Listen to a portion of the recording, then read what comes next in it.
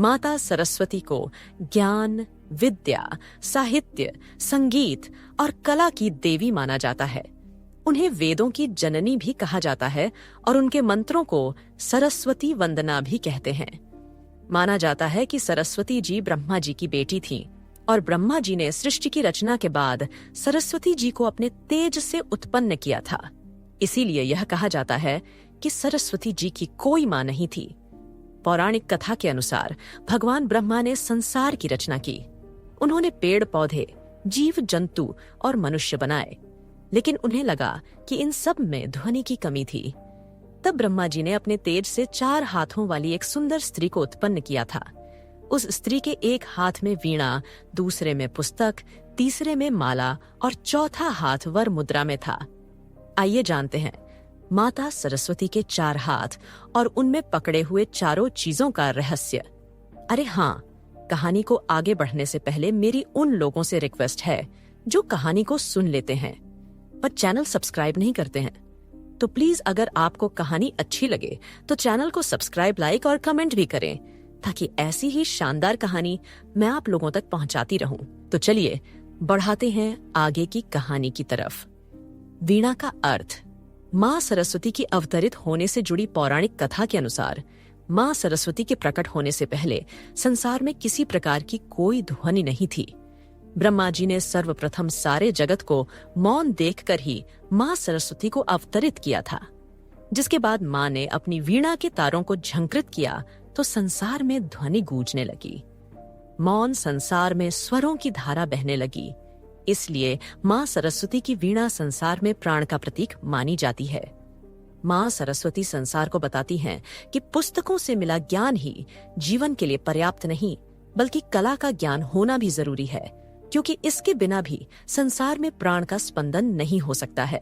यही कारण है कि मां सरस्वती अपने हाथ में वीणा लिए रहती है। अक्षमाला का अर्थ। मां सरस्वती की पौराणिक कथा के अनुसार मां सरस्वती के चतुर्भुज हाथों में जहां वह वीणा लिए है, वहीं उनके एक हाथ में अक्षमाला है। अक्षमाला अवर्ण से प्रारंभ होकर अक्षवर्ण पर समाप्त होती है। यह ज्ञान के अक्षय होने का प्रतीक मानी जाती है।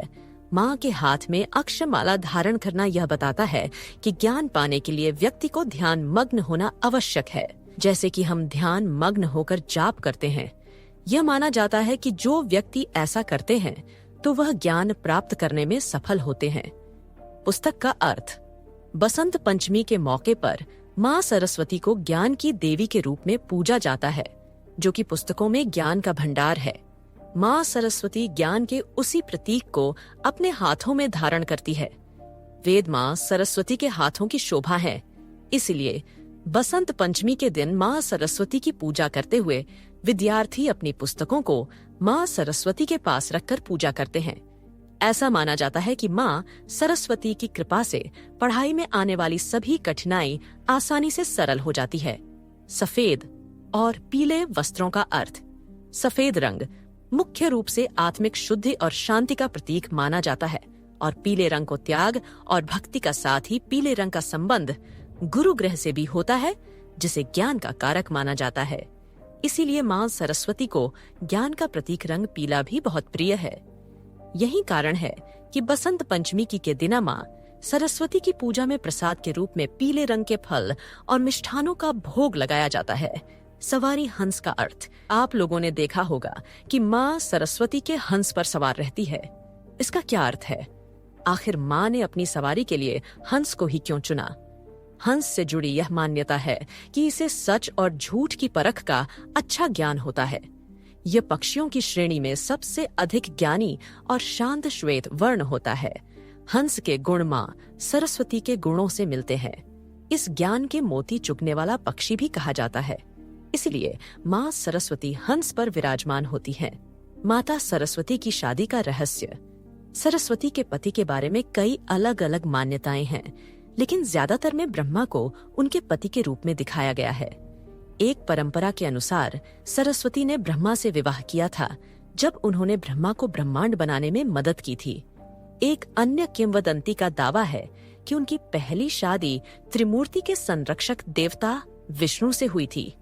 उस समय विष्णु की 3 पत्नियां थीं, और उन्होंने सरस्वती को ब्रह्मा को देने का फैसला किया। हालांकि शादी के बाद जोड़े के लिए जीवन सही नहीं था। सरस्वती को एक अनुष्ठान के लिए देर हो गई थी, इसलिए ब्रह्मा ने एक और पत्नी गायत्री बनाई ताकि वह समय पर अनुष्ठान कर सकें। जब सरस्वती को पता चला तो वह हताश और क्रोधित हो गई। उसने ब्रह्मा को श्राप दिया कि मनुष्य फिर कभी उनकी पूजा नहीं करेंगे। हिंदू धर्म में पाई जाने वाली अधिकांश परंपराओं में यही होता है। जबकि त्रिमूर्ति के विष्णु और शिव और अन्य देवताओं की पूजा की जाती है, ब्रह्मा की पूजा नहीं की जाती है, भले ही वह ब्रह्मांड का निर्माता हो। क्या है अहंकार का श्राप? क्या है आखिर देवी सरस्वती का श्राप? क्या है, आइए जानते हैं। शिक्षा और कलात्मक कौशल बहुत व्यापक हो जाता है तो यह महान सफलता का कारण बन सकता है, जो धन और सुंदरता की देवी लक्ष्मी के साथ समान है। पौराणिक कथाओं के अनुसार सफलता के साथ लक्ष्मी लाती है प्रसिद्धि और भाग्य। फिर व्यक्ति बदल जाता है, प्रसिद्धि और भाग्य के लिए दिखावा करता है और ज्ञान की देवी सरस्वती को भूल जाता है। इस प्रकार लक्ष्मी सरस्वती की देखरेख करती है।